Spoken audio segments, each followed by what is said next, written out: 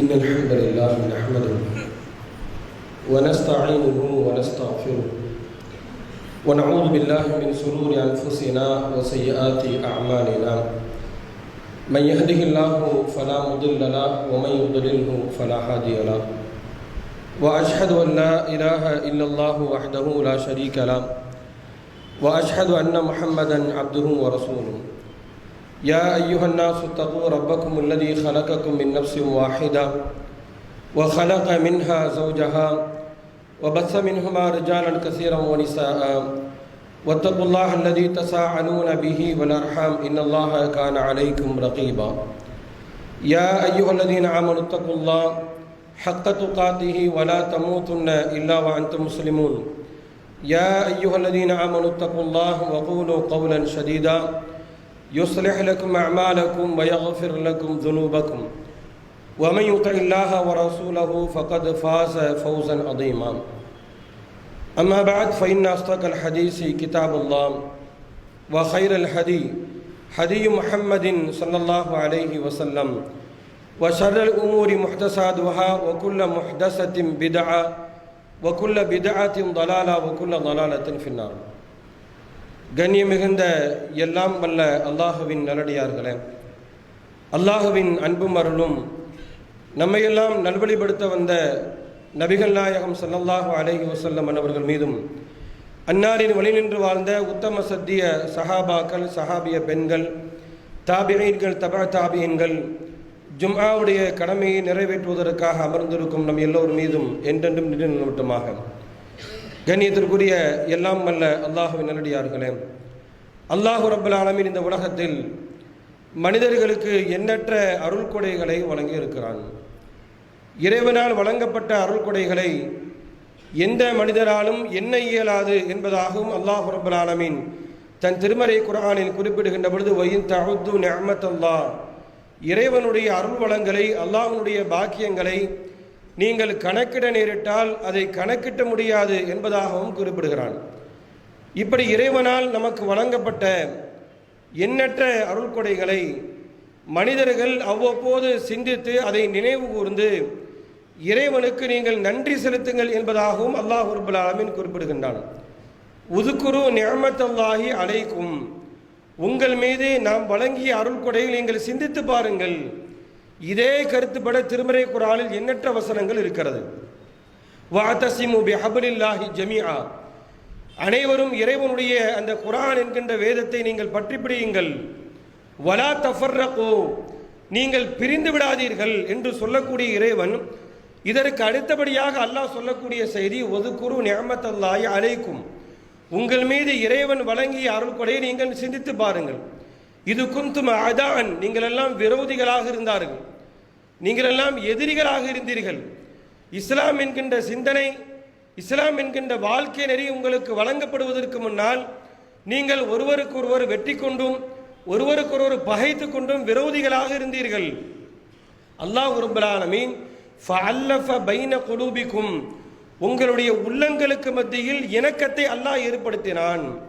இப்படி இறைவன் வழங்கிய எண்ணற்ற உபகாரங்களை, அருள் கொடைகளை நீங்கள் சிந்தித்து பாருங்கள், நீங்கள் நினைவு கூறுங்கள் என்பதாக அல்லாஹ் சொல்லி காட்டுகிறான். இப்படி இறைவனால் வழங்கப்பட்ட எண்ணற்ற அருள் கொடைகளில் மிக உன்னதமான, மிக அபரிமிதமான ஒரு அருள் கொடை இருக்கிறது என்று சொன்னால் அது இறைவன் நமக்கு வழங்கிய இஸ்லாம் என்கின்ற வாழ்க்கை நெறி. இஸ்லாம் என்கின்ற வாழ்க்கை நெறிக்கு நிகராக எந்த ஒரு அருள் கொடையும் இல்லை, எந்த ஒரு பாக்கியமும் இல்லை. ஏனென்றால் இந்த உலகத்தில் உலகத்தினுடைய இன்பங்களை எதை வேண்டுமானாலும் யாருக்கு வேண்டுமானாலும் இறைவன் கொடுப்பான். பொருளாதாரமாகட்டும், குழந்தை பாக்கியமாகட்டும், இப்படி உலகத்தில் மனிதன் எதையெல்லாம் பாக்கியமாக, எதையெல்லாம் இன்பமாக நினைக்கின்றானோ இப்படிப்பட்ட இன்பங்களை அல்லாஹ் யாருக்கு வேண்டுமானாலும் கொடுப்பான். இறைவனை நம்பக்கூடியவனுக்கு கொடுப்பான், நம்பாதவனுக்கும் கொடுப்பான், இறைவனே இல்லை என்று சொல்லக்கூடியவனுக்கும் கொடுப்பான், கடவுள் மறுப்பாளனுக்கும் கொடுப்பான், யாருக்கு வேண்டுமானாலும் கொடுப்பான். ஆனால் இஸ்லாம் என்கின்ற இந்த ஏகத்துவ கொள்கையை, இந்த வாழ்க்கை நெறியை அவன் யாருக்கு கொடுக்க வேண்டும் என்று நினைக்கின்றானோ அப்படிப்பட்டவனுக்கு மட்டும்தான் கொடுப்பான். இது மனிதனுடைய சிந்தனைக்கு அப்பாற்பட்டது. ஒரு மனித வாழ்க்கையில் இஸ்லாம் அவருக்கு கிடைப்பது அது மனிதனுடைய சிந்தனைக்கும் அவனுடைய கற்பனைக்கும் எட்டாதது. மனிதனுடைய சிந்தனை எப்படி இருக்கும்? ஒருவர் இறையச்சத்தோடு வாழ்கிறார், அல்லாஹ்வை பயந்து வாழ்கிறார் என்று சொன்னால் நம்முடைய சிந்தனை அவருடைய சந்ததிகளும் அப்படித்தான் இருக்கும் என்று நாம் நினைப்போம். ஒருவன் முழுக்க முழுக்க மனித விரோத செயல்களிலே ஈடுபடுகிறான், மனிதாபிமானமற்ற செயல்களிலே ஈடுபடுகிறான். இவனை பற்றி நாம் சிந்திக்கின்ற பொழுது இவனுடைய சந்ததிகளை அப்படித்தான் இருக்கும் என்று கூட நாம் சிந்தித்து விடுவோம். இப்படி மனிதனுடைய சிந்தனைகள், மனிதனுடைய கற்பனைகள் என்பது அது வேறுபட்டதாக இருக்கும். ஆனால் இஸ்லாம் ஒரு மனிதனுடைய வாழ்க்கையில் கிடைப்பது மனிதனுடைய சிந்தனைக்கு, மனிதனுடைய அறிவுக்கு எட்டாதது என்பதை இஸ்லாத்தினுடைய வரலாற்றில் இருந்து நாம் அறிந்து கொள்ளலாம். இஸ்லாமிய வரலாற்றை எடுத்து பாருங்கள்.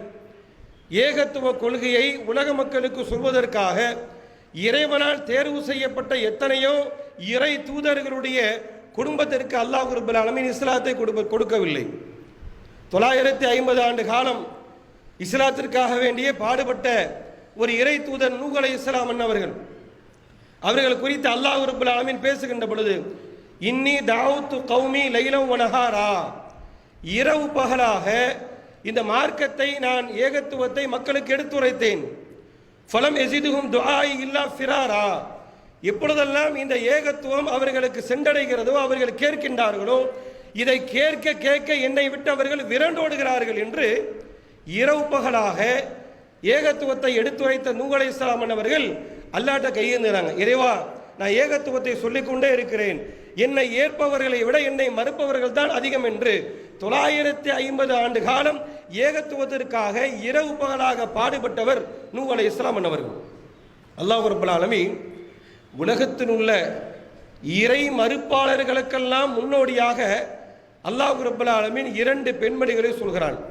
லரபல்லாஹு மஸலல் லில்லதீன கஃபரு இம்ராஅத நூஹின் வ இம்ராஅத லூத்தின். லூத் அலைஹிஸ்ஸலாம் அன்னவர்களுடைய மனைவி, நூஹ் அலைஹிஸ்ஸலாம் அன்னவர்களுடைய மனைவி இறைவனை ஏற்றுக்கொள்ளாத இறை மறுப்பாளர்களுக்கெல்லாம் முன்னோடி அல்லாஹ் சொல்றான். கானத்தா தஹ்த அப்தைனி மின் இபாதினா சாலிஹைன், என்னுடைய சிறந்த அடியார்களான நபிமார்களான 2 அடியார்களுக்கு அவர்களுடைய பராமரிப்பில் இருந்தார்கள். ஃபலம் யுக்னியா அன்ஹுமா, அவர்கள் நபிமார்களின் மனைவியாக இருந்தது எந்த பயனையும் அவர்களுக்கு அளிக்கவில்லை என்பதாக உலகத்தில் இறை நிராகரிப்பாளர்களுக்கு முன்னோடியாக 2 பெண்களை அல்லாஹ் சொல்கிறான். அந்த 2 பெண்களும் இஸ்லாத்திற்காக பாடுபட்ட நபிமார்களுடைய மனைவிகள், ஏகத்துவத்தை இறைவனுக்காக எடுத்துரைத்த, அதற்காக பல்வேறு இன்னல்களை சகித்து கொண்ட நபிமார்களின் மனைவிகள். அதே நேரத்தில் மறுபுறம் பாருங்கள், தன்னையே மிகப்பெரிய கடவுள் என்று சொன்னவன், இந்த உலகத்திலேயே அவனை விட மிகப்பெரிய கொடுங்கோலன் யாரும் இல்லை என்று இறைவனால் எடுத்துரைக்கப்பட்டவன். இந்த உலகத்தில் எத்தனையோ பாவிகளை இஸ்லாமிய மார்க்கம் சொல்கிறது, குர்ஆன் பேசுகிறது, நபிகளாருடைய பொன்மொழிகள் பேசுகிறது. உத்துபா, சைபா போன்றவர்கள், அபூலகப், அபூஜஹத் போன்றவர்கள், இவர்களையெல்லாம் மிகப்பெரிய கொடுங்கோலனாக இறைவன் ஒருவனை சொல்கிறான் என்று சொன்னால் அவனுக்கு நிகரான மிகப்பெரிய பாவி யாருமே இல்லை என்று சொல்லத்தக்க இருந்த ஒருவன் தான் ஃபிரௌன். தன்னையே மிகப்பெரிய கடவுள்னு சொன்னான்.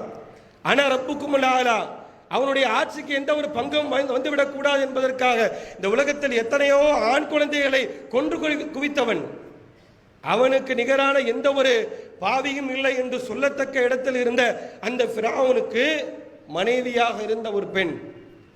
சூரத்து தஹரீம் என்கின்ற அத்தியாயத்தில் இந்த 2 வசனங்களை அல்லாஹ் அடுத்தடுத்து பேசுகிறான். உலகத்தில் உள்ள இறை மறுப்பாளர்களுக்கெல்லாம் முன்னோடி என்று சொல்லக்கூடிய அந்த வசனமும், உலகத்தில் உள்ள இறை நம்பிக்கையாளர்களுக்கெல்லாம் முன்னோடி என்று சொல்லக்கூடிய அந்த வசனமும் திருமறை குர்ஆனில் அடுத்தடுத்து அல்லாஹ் சொல்கின்றான்.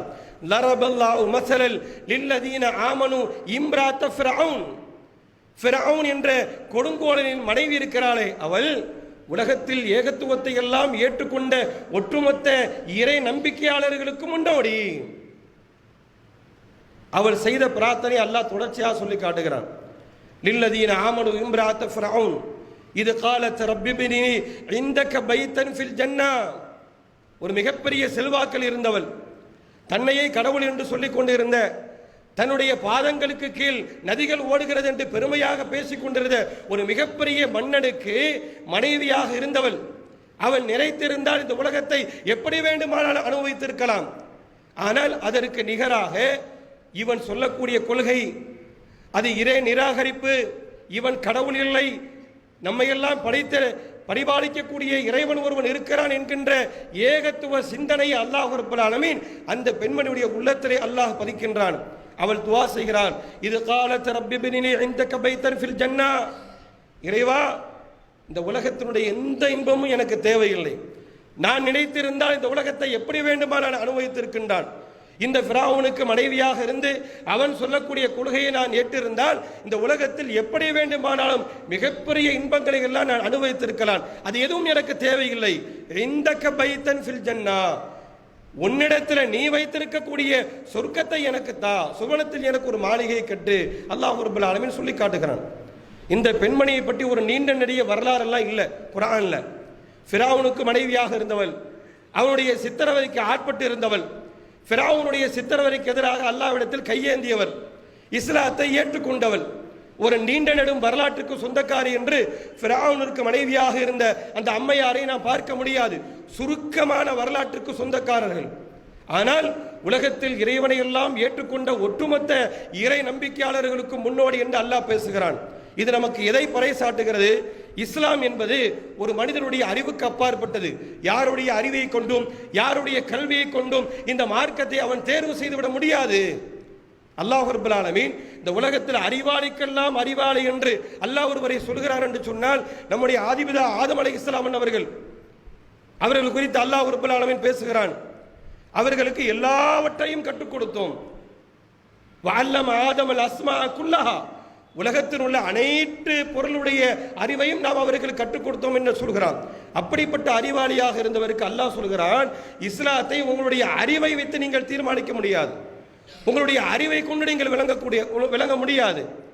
இம்மா யஅதியன்னக்கும் இன்னி ஹுதன், என்னிடத்திலிருந்து நேர்வழி வரும்னு அல்லாஹ் சொன்னான். அப்ப இறை நேர்வழி என்பது, இஸ்லாம் என்பது எந்த மனிதனுடைய சிந்தனையாலும் அவனுடைய கல்வி அறிவாலும் அவனுடைய கண்டுபிடிப்பாலும் அவன் தேர்வு செய்ய முடியாது என்பதற்கு ஒரு மிகப்பெரிய சான்று நாம் வாழக்கூடிய இந்த உலகத்தை நீங்கள் எடுத்து பாருங்கள். எத்தனையோ அறிவியலாளர்கள், எத்தனையோ கண்டுபிடிப்பாளர்கள், பகுத்தறிவு பகலவன் என்று பேசியவர்கள் இன்னைக்கு பார்க்கிறோம். எத்தனையோ கண்டுபிடிப்புகளை நாளுக்கு நாள் கண்டுபிடித்துக் கொண்டே இருக்கின்றான். மங்கள்யான் என்று சொல்கிறான், சந்திரயான் என்று சொல்கிறான். எத்தனையோ விண்கலங்களை வானிற்கு அனுப்பி விண்ணிற்கு அனுப்பி விண்ணுலகில் நடக்கக்கூடிய விஷயங்களை எல்லாம் ஆய்வு செய்கிறான். இப்படிப்பட்ட ஒரு மிகப்பெரிய அறிவுக்கு சொந்தக்காரனாக இருக்கக்கூடியவனுடைய கொள்கையை நீங்க எடுத்து பாருங்க. ஒரு சாணியை உருட்டி வைத்துக் கொண்டு அதை கடவுளாக நம்புகிறான், மாட்டை கடவுளாக நம்புகிறான், கற்சிலைகளை கடவுளாக நம்புகிறான். இப்படிப்பட்ட அறிவு படைத்தவனாக இருந்தாலும் கூட அவன் தன்னுடைய கொள்கையை அவனுடைய அறிவை வைத்து அவன் தீர்மானிக்க முடியவில்லை என்று சொன்னால் இந்த இஸ்லாம் என்பது அறிவுக்கு அப்பாற்பட்டது. எந்த மனிதனுடைய கல்விக்கும் அல்லாஹ் கொடுப்பதில்லை. அதே வேளையில் இந்த இந்திய திருநாட்டில் சிறுபான்மையின மக்கள் என்று சொல்லப்படக்கூடிய இஸ்லாமியர்களை எடுத்து பாருங்கள். கல்வி அறிவில் ரொம்ப பின்தங்கியவர்கள் என்று ரங்கநாத் மிஸ்ரா, ராஜேந்திர சச்சார் கமிஷன் எல்லாம் அமைக்கப்பட்டு இந்த தேசத்தில் கல்வியில் அறிவில் ரொம்ப பின்தங்கியவர்கள் யார் என்றவர்கள் ஆய்வு செய்கிறார்கள். அந்த ஆய்வினுடைய முடிவில் ரொம்ப அறிவில் பின்தங்கியவர்கள், கல்வியில் பின்தங்கியவர்கள் என்று சொன்னால் இஸ்லாமியர்கள் தான் என்று இன்னைக்கு நம்மை பற்றி சொல்கிறார்கள்.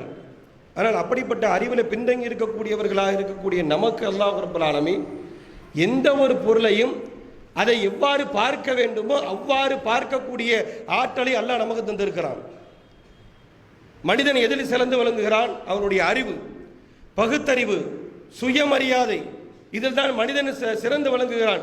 எந்த ஒரு பொருளையுமே அது என்னென்ன பொருளோ அதை அவ்வாறு விளங்கக்கூடிய ஒரு பக்குவம் என்பது மனிதனுடைய அறிவுக்கு அல்லாஹ் கொடுத்த மிகப்பெரிய ஒரு ஆற்றல். அது அந்த ஆற்றலை அல்லாஹ் இஸ்லாமியர்களாக இருக்கக்கூடிய நமக்கு வழங்கி இருக்கிறான். கல்லை கல்லாக பார்க்கிறோம், மரத்தை மரமாக பார்க்கிறோம், விலங்குகளை விலங்குகளாக பார்க்கிறோம், நம்மை எல்லாம் படைத்தாளக்கூடிய இறைவனை இறைவனாக பார்க்கிறோம். ஆனால் இந்த அறிவு அறிவியலாளர்கள் என்று சொல்லக்கூடியவனுக்கு வழங்கவில்லை என்று சொன்னால், சாதாரண லா இலாஹ இல்லல்லாஹ் என்கின்ற ஒரு வார்த்தையை சொன்னதனால் அல்லாஹ் நமக்கு வழங்கி இருக்கிறான் என்று சொன்னால் இது எவ்வளவு பெரிய ஒரு பாக்கியம், எவ்வளவு பெரிய ஒரு அருள்கொடை. இப்படிப்பட்ட அருள்கொடையை வழங்கப்பட்டிருக்கக்கூடிய இந்த இஸ்லாமியர்களுடைய நிலையை நீங்க எடுத்து பாருங்க. இந்த இஸ்லாம் நமக்கு இல்லைன்னு சொன்னா மனிதனுக்கு அல்லாஹ் வழங்கியிருக்கக்கூடிய சுயமரியாதை இல்லை, பகுத்தறிவு இல்லை.